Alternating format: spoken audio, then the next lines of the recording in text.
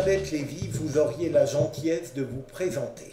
Oh là, ça commence mal cette affaire. De me présenter, bon, je suppose qu'il ne s'agit pas de mon nom, prénom et qualité. Non.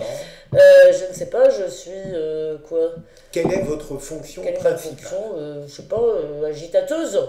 Agitateur? Non, Je sérieusement. suis journaliste, je dirais que je dirige un journal qui s'appelle Causeur, et disons que je suis un peu chippie.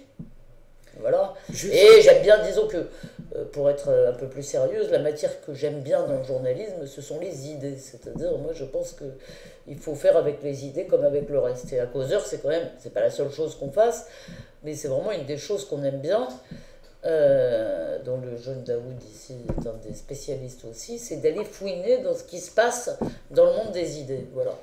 Vous avez dit en riant que vous étiez une chipie, mais certains vous prennent pour une chipie véritablement et d'autres ont une admiration sans borne pour vous. Pourquoi est-ce que, à votre avis, il y a ce regard contrasté sur vous? Parce que, j'en sais rien, je suppose que j'ai une part de responsabilité, évidemment. Ça doit être parce que j'ai des mauvaises manières, parce que je m'énerve, parce que je me laisse souvent dominer par mes émotions d'une part, parce que j'ai des idées comme les vôtres qui déplaisent à beaucoup de gens d'autre part, et quand même troisièmement, parce que on est quand même dans un monde où les gens vous jugent d'ailleurs sur on ne sait trop quoi, sur ce qu'ils ont entendu dire par d'autres gens qui ont entendu dire par d'autres gens qui ont entendu dire. À la fin, les gens sont persuadés qu'ils savent ce que vous pensez, ce que vous dites, ce que vous écrivez, mais ils ne lisent jamais une ligne de vous. Donc ça complique quand même les choses.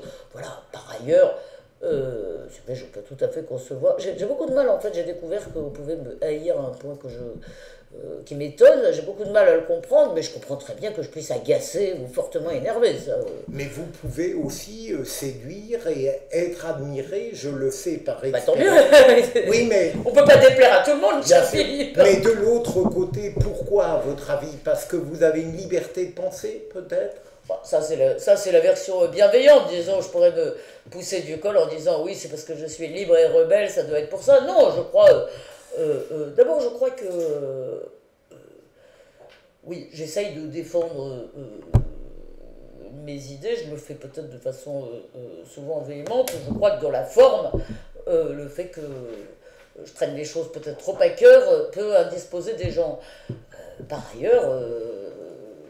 Oui, il y a des idées qui choquent, si vous voulez, les gens très facilement. Moi, j'essaye, comment dire, de penser au cas par cas, en quelque sorte. J'essaye de ne pas avoir une grille de lecture préconçue. J'aime pas l'idée de il faut lutter contre la bien-pensance, ou j'aime pas l'idée du politiquement incorrect. C'est pas que le politiquement correct n'existe pas, mais je crois pas que le politiquement incorrect puisse être une boussole pour la pensée. Donc j'essaye de ne pas me laisser entraîner par ça. Bien sûr, on n'y échappe pas complètement, si vous voulez, au confort de la rébellion qu'on dénonce chez nos adversaires souvent. Il n'y a aucune raison que nous soyons épargnés. Oui, il y a des... si vous voulez, je crois que je dis les choses de façon assez claire. En général, je ne tortille pas autour de mon petit doigt pour avoir l'air d'une bonne fille. Voilà. Une aptitude à l'imprévisibilité, peut-être de la pensée, non? Bah, j'espère. Oui. Si vous voulez, c'est un peu difficile pour moi de parler. Tout ça, ce sont des objectifs. Si vous voulez, c'est un horizon vers lequel j'essaye de tendre. Oui, j'espère que je ne suis pas prévisible et que je ne pense pas en pilote automatique. Maintenant, je trouve que c'est extrêmement difficile de, comment dire, de ne pas se répéter, d'essayer de ne pas avoir des tics, disons, de pensée et d'écriture ou de langage. Donc, je trouve que c'est difficile, donc je suis sûre que j'y arrive pas totalement, mais disons que j'aimerais au moins qu'on me reconnaisse une certaine honnêteté. C'est-à-dire, c'est pas du tout que je mente pas, heureusement, comme tout le monde, je mens, sinon la vie ne serait pas possible. Mais je ne mens pas sur ce que je pense. C'est-à-dire, j'essaye d'entendre le point de vue adverse, et c'est une des choses qu'on essaye de faire à Causeur, et que j'encourage tous les gens qui travaillent à faire, c'est-à-dire de répondre aux arguments de l'adversaire. Pas de considérer que nos points de vue sont des sortes de vérités incontestables. Voilà. Est-ce qu'il y a des personnalités avec lesquelles vous refuseriez de dialoguer? Est-ce qu'elles existent? Disons, il y a des gens avec qui ce ne serait pas un refus de principe, mais que je trouve franchement trop médiocre. pour en discuter avec. J'essaierai de me défiler, disons. Je n'en ferai pas un refus de principe proclamé. Est-ce qu'il y a des personnalités avec lesquelles je refuserais de dialoguer? Oui, il y en a bien sûr. Aujourd'hui, par exemple, je dis ça parce qu'on a eu toute cette polémique sur Dieudonné, je n'irai pas dialoguer avec Alain Soral. Alain Soral, pour moi, c'est pas un interlocuteur légitime. Et c'est pas parce que parce que c'est pas l'affaire des Juifs qui est problématique. Et ce que je veux dire, c'est que si Alain Soral ramenait tous les problèmes du monde au coiffeur, je penserais exactement la même chose, c'est qu'il est intellectuellement disqualifié. Voilà, sa monomanie, pour moi, fait qu'il n'est pas un interlocuteur ni légitime ni intéressant. Donc oui, il y a des gens avec qui je ne dialoguerai pas sur un plan d'égalité. Donc, et par ailleurs, si vous voulez, au bout d'un moment, on a envie de changer. Moi, je me rappelle au moment de la pétition contre la loi anti-prostitution, je commençais à en avoir assez de me retrouver face aux bécasses de Oser le féminisme, qui annonnaient les mêmes lieux communs et qui m'avaient l'air vraiment sortis de je ne sais pas où, à proférer des choses du genre oui, on sait bien ce qui se passe quand un homme et une femme se désirent. Ah bon? Et donc, c'est super qu'elle vienne nous apprendre ça, ou, je veux dire, proférant des sortes d'affirmations comme ça sur la sexualité, le désir, toutes ces choses, en fait, troubles. Et heureusement qu'elles le sont, d'ailleurs. Bon, au bout d'un moment, si vous voulez, je trouve ça un peu, comment dire, lassant. Mais non, c'est très... Non, en réalité, la, ça m'est arrivé une ou deux fois sur un coup de mauvaise humeur. Un jour, je suis arrivé, on m'avait pas prévenu qu'il y avait Rokhaya Diallo. Alors je dis, écoutez, quand je suis à RTL, c'est la loi du genre, je ne choisis pas mes interlocuteurs. Là, j'ai vraiment pas envie. Bon, c'était pas très malin, mais non, franchement, je vous ai cité Soral. Soral, et justement, vous avez fait un entretien très long avec Dieudonné que pour ma part j'ai trouvé remarquable, contrairement à d'autres. Oui. Est-ce que vous faites une grande distinction entre les deux? Ben oui, la distinction, en fait, c'est que Soral, tout ce qu'il pense, on n'a pas besoin d'aller l'interviewer. Tout à l'heure, je parlais de Soral, je parlais de dialogue. Éventuellement, je pourrais interviewer Soral si je pensais, parce qu'un dialogue et une interview, c'est pas pareil. C'est-à-dire, moi, je ne me placerai pas aujourd'hui dans un dialogue à égalité avec Dieudonné, parce que ses commentaires sur l'état du monde, franchement, je peux m'en passer. Soral, c'est un peu autre chose. Soral, il se trouve que, si vous voulez savoir ce qu'il pense, vous trouvez très facilement sur son site. Dieudonné, il fallait lever l'ambiguïté avec laquelle il joue, c'est de l'humour. C'est trash, c'est de l'humour, on rigole de tout, etc. Soral, il rigole pas tellement, Soral, franchement. Comme comique, on a déjà vu mieux. Et si vous allez sur égalité et réconciliation, ce que je fais régulièrement, vous avez à peu près le kit de la pensée soralienne. Voilà, maintenant, je pense qu'il faut quand même pas en faire comment dire, je pense qu'il ne faut pas poser des barrières figées. Mon principe est que je ne crois pas à la liberté d'expression totale. Je pense que c'est un slogan un peu idiot. Je crois qu'aucune société ne peut vivre sans interdit. Et je ne voudrais pas vivre dans un monde où il est autorisé d'aller dire à la télé qu'on veut tuer tous les Noirs, tous les Juifs, tous les Arabes ou tous les coiffeurs. Donc je trouve ça, en plus je trouve ce slogan, si vous voulez, une liberté qui n'a pas de limite, ça n'a pas de sens, si vous voulez. Donc en revanche, et c'est ce qu'on essaye de faire à Causeur, je n'essaye pas d'épater le bourgeois, j'essaye pas de choquer, mais j'essaye d'aller, de laisser aller les gens le plus loin possible. Il y a des limites, mais je veux dire, vraiment, on essaye, à chaque fois que la question se pose, on y réfléchit, et on essaye vraiment oui, de les mettre le plus loin possible. Ça me semble important, parce que, évidemment, si on ne se confronte pas à ce qui nous semble intolérable, ça ne sert à rien d'être tolérant. Si vous voulez être tolérant avec les gens qui pensent la même chose que vous, ou globalement qui sont dans le même univers de représentation mentale que vous, c'est pas très compliqué. Être tolérant avec les gens qui vous sont radicalement étrangers, par exemple à Dieudonné, oui, je dois dire que eh bien oui, je pense que malgré tout, il faut essayer, au moins sur un moment comme ça, d'avoir un langage commun. Mais c'est difficile de penser à un monde commun comme ça, voilà. Vous avez été touché par certains reproches absurdes de complaisance à son égard? Alors là, c'est pas touché, c'est vraiment excédé. Ouais. C'est pas touché, si vous voulez. Parce que ces reproches ne peuvent relever, si vous voulez, que de la malveillance et de la mauvaise foi.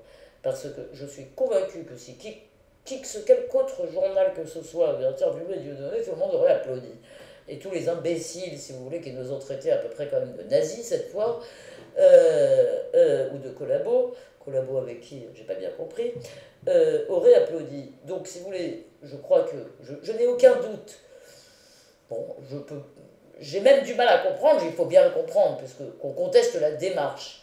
C'est-à-dire qu'on me dise que, si vous voulez, après nous rebattre les oreilles, après nous avons rebattu les oreilles depuis des années avec la déontologie journalistique, si vous voulez, on me reproche de faire une chose qui est quand même assez basique, c'est-à-dire on attaque quelqu'un, donc oui, on va l'interroger.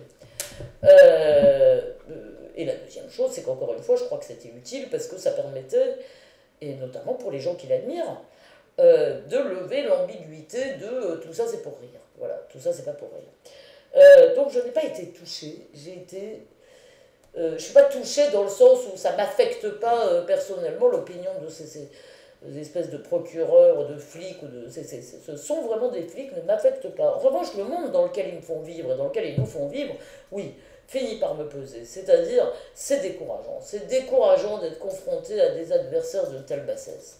Ça, je dois dire que quand j'ai lu l'éditorial de Laurent Geoffrin dans le Nouvel Observateur, les bras m'en sont tombés.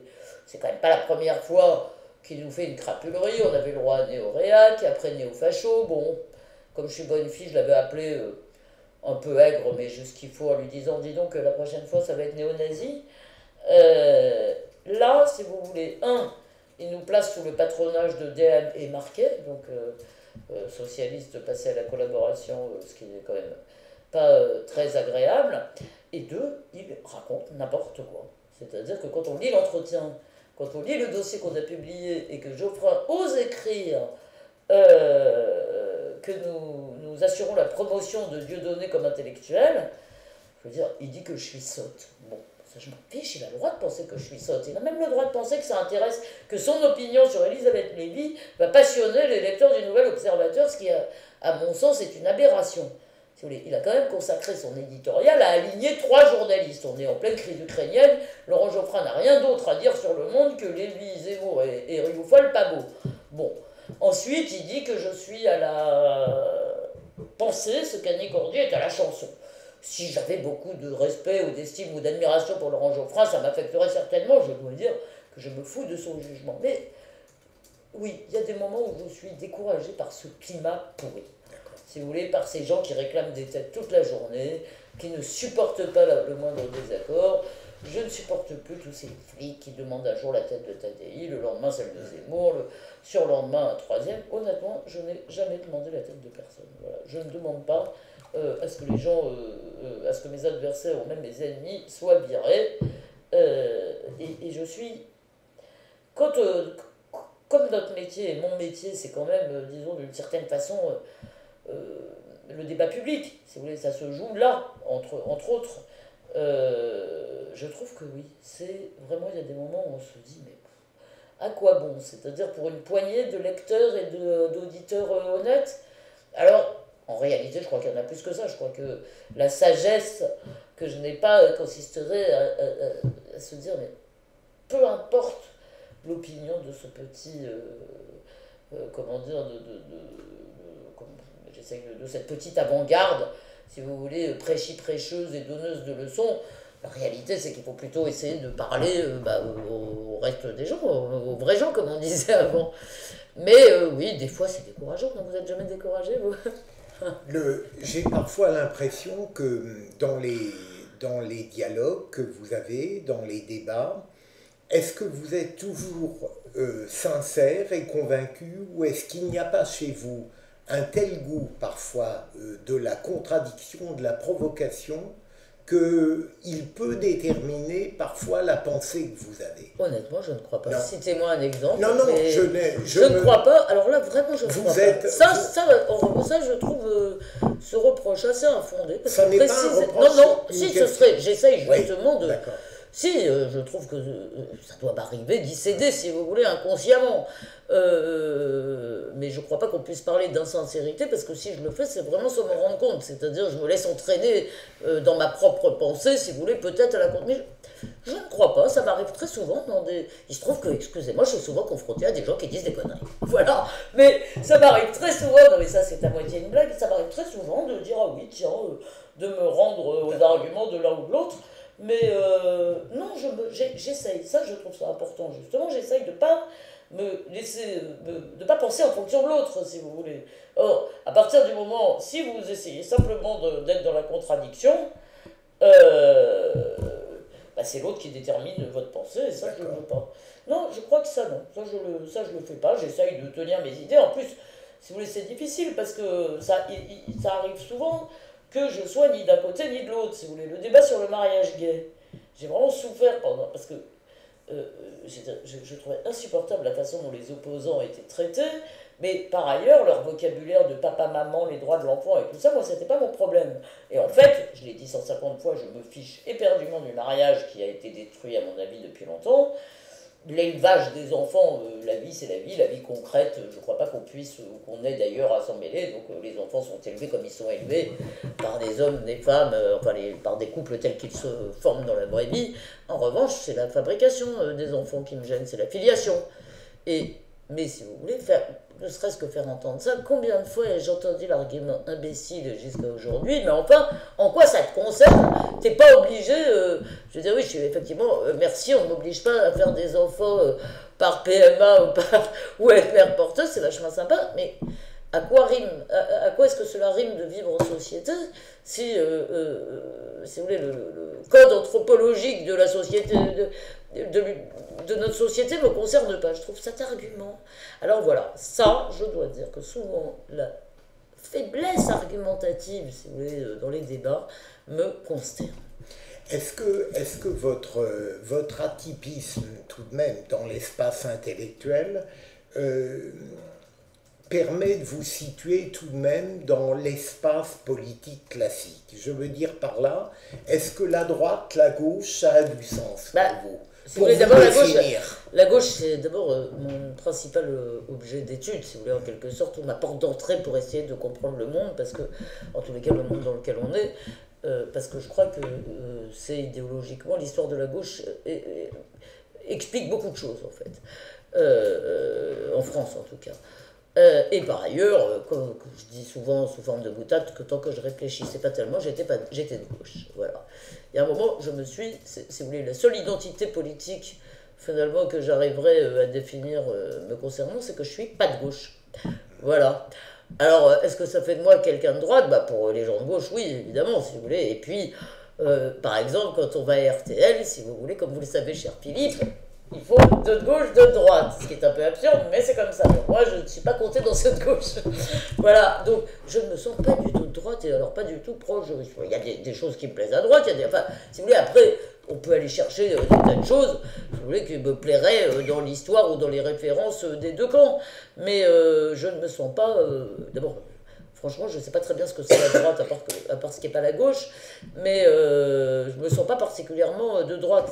Voilà, donc, alors après, il y a le qualificatif infamant réac, mais en même temps, si vous regardez les journaux, la France réac maintenant, l'autre jour je regarde, il y avait un sondage dans Le Monde que j'ai commenté d'ailleurs dans le dernier numéro de Causeur, où il était dit, le journaliste, et d'ailleurs la directrice du Monde l'a cité dans son éditorial, absolument, elle a été absolument épouvantée parce que 70% des gens qui avaient été interrogés disaient qu'ils se référaient de plus en plus souvent au passé.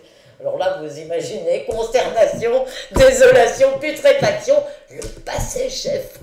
Et, si vous voulez, à aucun moment elle s'est dit, c'est quand même un peu inquiétant que 70% des Français, vous étiez peut-être même 80, c'était 78, 78% des Français pensent en fait dans une grammaire totalement opposée à la mienne, mais la seule chose qu'elle pouvait faire, c'est, vous savez, comme dans les histoires, il y a une histoire belge où c'est celui qui roule à contresens sur l'autoroute qui pense que c'est tous les autres qui sont dans le mauvais sens, ou une histoire de fou, c'est plus, et disons une histoire de fou, ce serait plus aimable.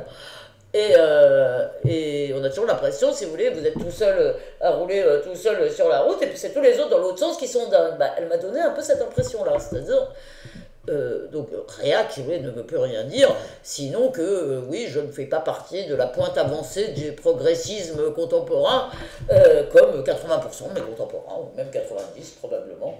Bon, ben voilà, on est réac, si vous voulez, le fait. Mais je n'aime pas, si vous voulez. Alors, le problème, c'est qu'aujourd'hui, on est dans un moment idéologique où, évidemment, ce progressisme échevelé qui consiste, en fait, à rompre avec le passé et à nous faire rompre avec le passé sur énormément de plans. De la culture, de la filiation, de la nation.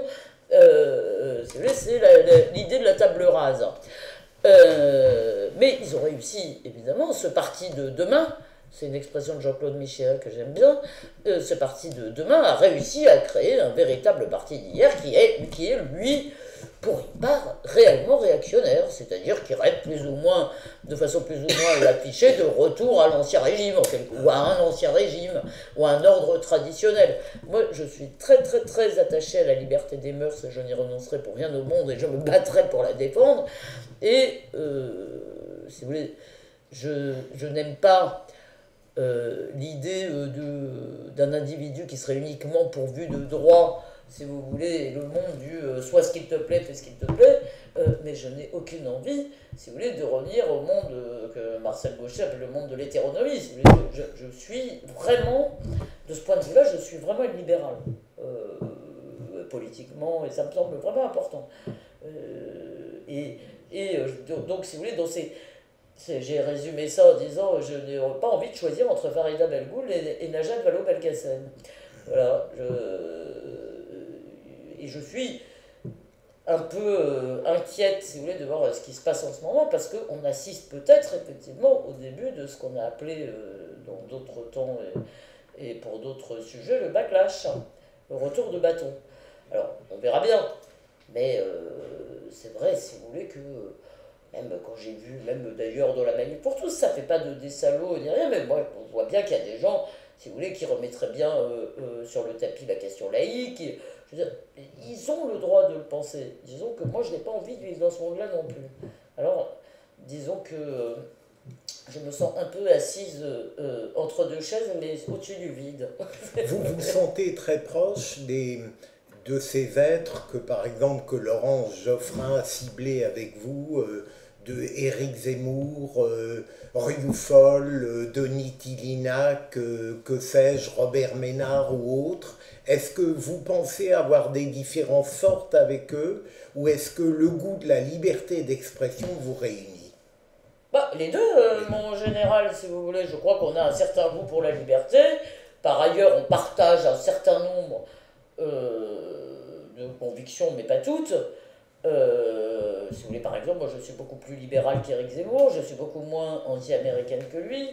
Je pense justement l'autre jour, quand je l'ai entendu dire justement, si j'étais pas d'accord avec Soral, je vais quand même pas le cacher, j'ai pensé, je le lui ai dit d'ailleurs très amicalement, que justement il cédait à cette tentation du contre-pied et que ça me paraissait pas être une bonne chose, surtout dans le cas d'Éric d'ailleurs, parce que je lui ai dit, il est très très populaire Éric, il a des partisans, il y a des gens qui l'écoutent, et je lui ai dit, ça te donne une responsabilité. Voilà, et c'est pas seulement une question de carrière, de machin, c'est aussi, j'ai dit, la situation est pourrie, et je pense que, bon, voilà, donc j'ai des désaccords, oui, j'ai quand même, sur la question, je n'aime pas le féminisme d'aujourd'hui, mais disons que je suis un tout petit peu plus féministe qu'Éric.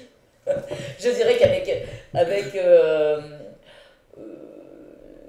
Yvan, alors évidemment, tous sont des amis, ce sont des gens avec qui j'ai d'excellents rapports. Bon, Robert, je pense qu'il n'a pas la tête politique. Mais c'est vrai, ce que j'aime bien chez Robert, c'est qu'il a vraiment du goût pour la liberté. Voilà, et Robert, je me suis empaillé avec lui sur beaucoup de choses. Et c'est toujours lui qui a fait en sorte quand même qu'on puisse continuer à dialoguer.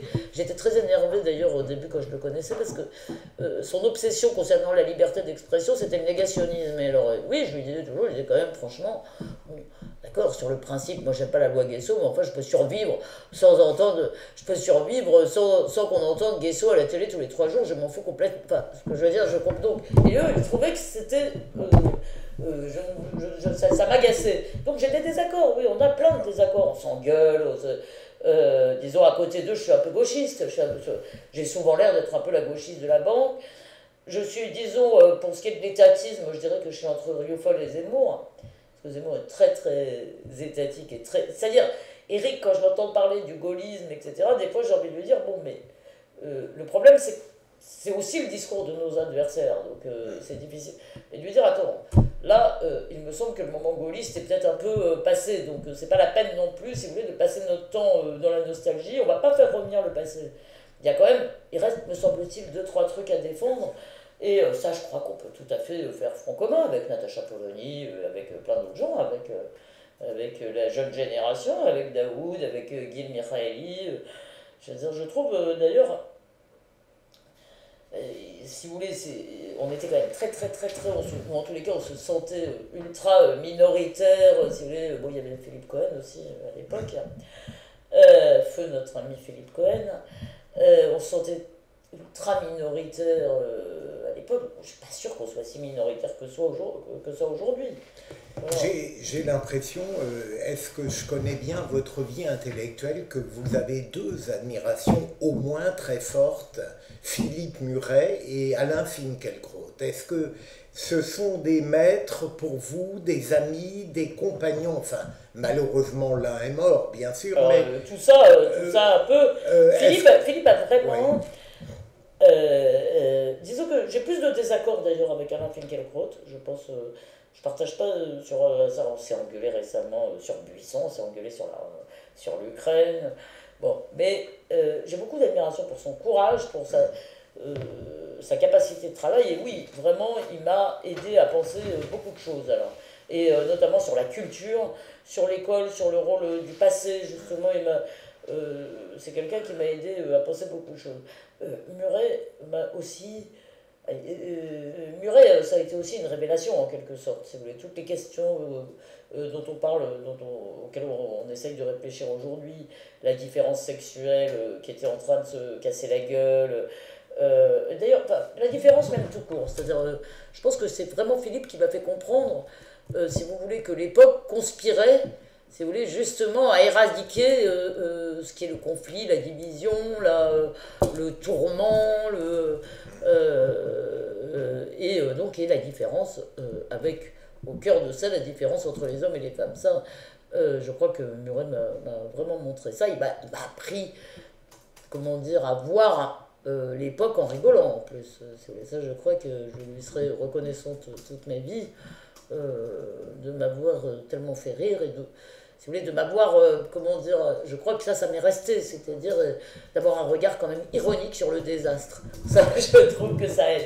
Oui, ce sont, dans un autre genre, ce sont dans des genres très différents, si vous voulez, ce sont des personnalités très différentes, mais très drôles, les deux. Et c'est pas un hasard. En fait, Alain Finkielkraut est une des personnes les plus drôles que je connaisse. Que vous connaissez bien sûr. Oui, mais je crois que même... Il ne l'est pas pour tout le monde, en quelque sorte. Il l'est assez facilement. Si. Ah bon. Je crois maintenant, par exemple, quand il publie l'esprit d'escalier chaque mois, donc c'est Daoud Bourzala qui va travailler avec lui, et je crois que lui aussi il se marre maintenant, si vous voulez. Alors évidemment, à la télé ça se voit pas trop souvent, mais même si des fois ça se voit. Oui. Mais c'est un type hilarant. Bon, c'est vrai, moi non plus, mais je suis pas pareil en privé et à la télé, si vous voulez. Mais oui, Alain, il me fait vraiment... il a beaucoup d'humour sur lui-même, en fait. Et ça, c'est très agréable. Et avec Philippe, on rigolait tout le temps, on riait tout le temps. Des gens comme Michéa, vous ne les mettez pas sur le même plan, le même On est terrain. beaucoup moins proches, si vous voulez, mais Michéa, c'est quelqu'un qui m'a d'abord... Une pensée très originale. Voilà, une pensée, c'est quelqu'un qui m'a beaucoup, juste sur la gauche, il m'a vraiment ah oui, oui, il a quand même ouvert pas mal de. Il a défriché pas mal de choses, Jean-Claude. Et simplement, il est un peu plus ours. D'abord, il habite Montpellier. Mais on a. Enfin, c'est plutôt quelqu'un pour qui j'ai de l'affection. Voilà, bon, il a un côté. Il est compliqué pour faire une interview avec lui. C'est toujours, tout est compliqué, mais je l'adore, je l'aime beaucoup et je trouve que sa pensée est très stimulante. C'est grâce à lui que j'ai lu Orwell, voilà. Au fond, quand je vous écoute avec votre dialectique, votre vigueur, votre enthousiasme intellectuel, je me dis parfois que vous auriez pu être une femme politique très singulière. Ça ne vous a jamais tenté? Bah écoutez, j'ai fait une expérience politique qui était la campagne de Chevènement en 2002 et ça m'a suffi. Écoutez, ce qu'on voit de la vie politique, Mais vous franchement, n'avez jamais été tenté à ce d'y moment-là, introduire autre chose? à ce moment-là, disons que peut-être, Ouais. si j'avais aimé ça, peut-être que ça m'aurait traversé l'esprit, si vous voulez, mais non, Ça n'est pas une nostalgie chez vous. pas du tout. Vous Non, êtes clairement j'ai d'autres nostalgies. une femme de... J'ai d'autres nostalgies. Je regrette terriblement de ne pas avoir été avocate certains jours. D'autres jours, je regrette de ne pas avoir fait de longues études, été à Normal Sup, étudié, je ne sais pas, la littérature du XVIIIe siècle. Ou, voilà, je trouve, je me dis, c'est quand même aussi, je pense que c'est l'exploration comme ça intellectuelle doit être quand même aussi quelque chose de fascinant. Mais c'est vrai que j'aime bien, comment dire, j'aime bien la bagarre. Mais vous C'est plus êtes... difficile de se bagarrer avec la littérature du XVIIIe siècle qu'avec ses contemporains. Mais oui, je regrette, des fois je pense que j'aurais été une bonne avocate. Oui, mais aujourd'hui, vous diriez que vous êtes une femme de presse, tout de même? Oui, oui. Avec cause, on peut le Oui, dire. oui. Oui, oui, je sais pas comment. Bon, en général, quand on me demande, je dis que je suis journaliste. Hein. Oui, oui, non, mais je veux dire... Oui, je trouve quand même. Bah, disons que, en tous les cas, pour l'instant, c'est ça, si vous voulez, comme je le C'est dis. un moyen privilégié de faire passer tout de même... C'est-à-dire, c'est quand même un bien meilleur moyen, un moyen bien plus rigolo de faire de la politique, si vous voulez, Ouais. parce que la politique, il y a tant de. Disons que là, pour le coup, au moins, les aventures intellectuelles qu'on mène, on les mène aussi avec des gens qu'on aime, avec qui on rigole, avec qui on échange, avec qui c'est stimulant. La vie politique en vrai, c'est pas forcément très stimulant. Alors, il y a peut-être l'adrénaline du pouvoir, mais le pouvoir, c'est pas mon truc. J'aime bien l'influence, j'aime bien. Vous le ressentez un peu, tout de même, le pouvoir dans votre vie intellectuelle et médiatique? Je trouve. Excusez-moi, pas assez. Oui, j'entends bien, mais vous le ressentez un petit peu, tout de même. Vous n'êtes pas... Non, j'aime bien l'influence, si Oui. vous voulez, oui, oui, mais non, ce qui me fait, c'est pas tellement du pouvoir que je ressens, c'est plutôt, ça me fait souvent plaisir, ce qui me fait souvent plaisir, c'est quand les gens manifestent leur reconnaissance et qui disent, mais je me rappelle, Philippe, il recevait tous les jours des quintaux de lettres murées lui disant ça, et Alain également, lui disant, le remerciant, en disant, vraiment, vous m'aidez à vivre. Et donc, souvent, alors, c'est pas à ce niveau-là pour moi, mais souvent, ça me touche quand les gens. Soit qu'on les aide à penser, mais moi ce qui me touche le plus, et ça arrive assez souvent, c'est que des gens me disent je ne suis pas d'accord avec vous souvent, mais je vous adore. Ça me va droit au cœur. Je peux le comprendre. Voilà. Mais vous, et tout à l'heure, vous disiez que vous aimiez beaucoup un titre de Michéa, La France de demain. Non, il avait parlé de la gauche en disant le parti de demain. Le parti de demain. Est-ce que vous diriez, vous, Elisabeth Lévy, que au regard du passé, du présent, de l'avenir, vous vous vivez aujourd'hui plutôt comme la femme de demain? Non, alors là franchement non. Parce que justement, je suis très perplexe. C'est vraiment là, tout ça est en chantier cher Philippe, donc je ne peux pas vous donner de réponse très claire. Mais justement, je crois que ce qui se passe aujourd'hui, si vous voulez, c'est que il y a une forme de rupture, si vous voulez, avec notre passé. Si vous voulez, il y a une rupture dans la transmission. Et si vous voulez, l'avenir radieux qu'on me présente, si vous voulez, dans lequel il n'y aura plus ni d'hommes ni de femmes, ni de ceci ni de cela, me terrifie. Et je n'ai pas envie de revenir au passé. Donc je dois dire que il faut, là j'en suis, si vous voulez, à ce stade, soit je me dis enfer, mais je déprime, ou alors je vais faire autre chose, soit il faut que je me dis, l'humanité s'est jamais laissée faire comme ça. L'histoire finalement reprend toujours ses droits. Donc c'est une sorte d'optimisme de principe, je dirais. Mais à titre personnel, vous êtes tendu vers demain. Oui, bah, c'est-à-dire, vous ne vous engluez pas, même si j'ai bien compris sur le passé ce que vous avez dit, l'avenir, vous en attendez beaucoup. Bah oui, j'aimerais bien devenir plus intelligente, contribuer à rendre mes concitoyens plus intelligents. Oui, je pense que... Est-ce que vous je croyez... pense que l'aventure intellectuelle, ça s'arrête jamais. Est-ce que vous croyez au bonheur, Elisabeth? Le bonheur, ça a du sens pour vous? Oh non, là vous m'en posez. Est-ce que ça a du sens? Ouais.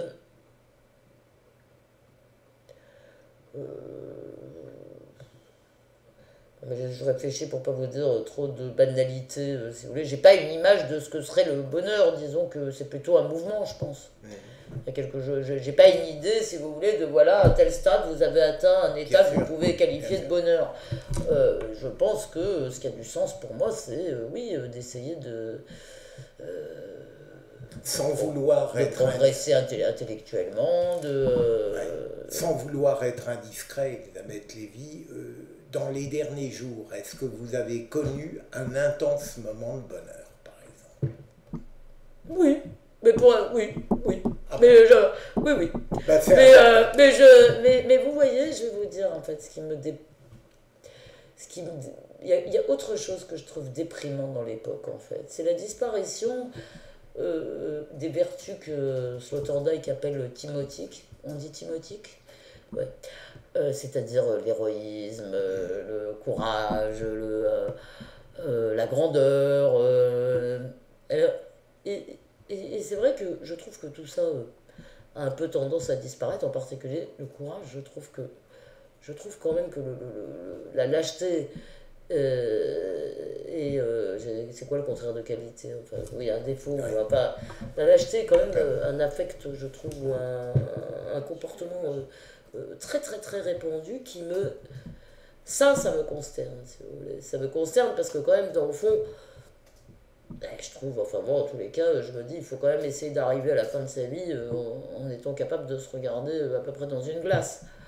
Donc il n'y a plus du tout de conception héroïque, épique de la vie. Je ne dirais pas qu'il n'y en a plus du tout, heureusement qu'il y en a, mais si vous voulez, c'est pas en tous les cas celle qui dominerait dans le débat public ou qui s'étale à la une des journaux. Si vous voulez, on vous invite plutôt à l'hédonisme, à la consommation, à l'érotisme dans le sens de la consommation, mais le dépassement de soi et ce genre de choses, c'est pas tellement d'actualité, donc ça a l'air un peu... Alors là, pour le coup, ça a l'air d'être un langage de vieux con, mais je trouve quand même, souvent d'ailleurs, je sais plus ce que j'entendais sur la résistance, pour le coup, et si vous voulez, je comprends d'une certaine façon que la gauche joue tout le temps à la résistance, si vous voulez, parce que c'est finalement le seul moyen de mobiliser le souvenir de ces affects-là. Mais ce que je veux dire, c'est que nous ne vivons pas une période, nous vivons une période très confortable, d'une certaine façon, on se plaint tout le temps, mais quand même pas très exaltante, je trouve. Donc, voilà, maintenant, je sais pas, peut-être que c'est parce que je manque de sommeil, mais il me semble que ces derniers temps, le climat se détériore vraiment. Et je ne sais pas, j'ai l'impression quand même qu'on va vers un truc, vers quelque chose de plus dur. Mais je peux complètement me tromper, mais c'est la première fois que je suis assez inquiète pour l'avenir, pour le coup, pour ce qui est en train de se passer. Parce que, oui, si vous voulez, ce que je vous ai dit tout à l'heure, c'est que l'humanité, évidemment, ne lâchait jamais. Le problème, c'est de pas être juste dans le trou, si vous voulez. Donc, je suis pas sûre qu'on soit la bonne génération pour ça, mais bon. Votre dernier mot est un peu pessimiste, alors. Oui et non. Et gay. Parce qu'en même temps, voilà, en même temps, non mais je vous assure ça, si vous voulez, même si ça doit disparaître dans plein d'endroits, si l'esprit de sérieux doit se répandre, je pense que vraiment il y a une chose que nous devons défendre, mais c'est-à-dire comme un de nos biens les plus précieux, c'est l'humour. C'est l'humour, c'est l'ironie, parce que sinon vraiment le monde va devenir inhabitable. Merci beaucoup. Merci à vous, chef Philippe.